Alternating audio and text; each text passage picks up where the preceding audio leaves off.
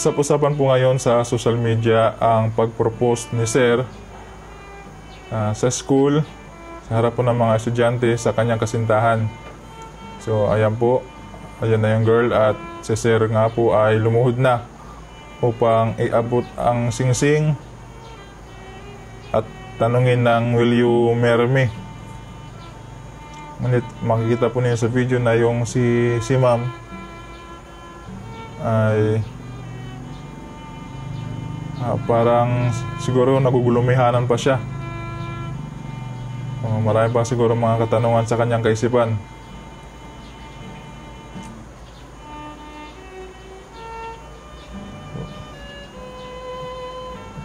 Parang wala pa talaga gaano si ma'am response.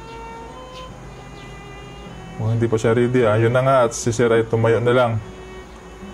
At yun, parang umiyak na si Sir. Napaluhan na lang si Sir.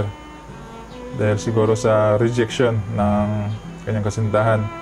So kung ano man yung reason ni ma'am, so siguro mayroon siyang dahilan.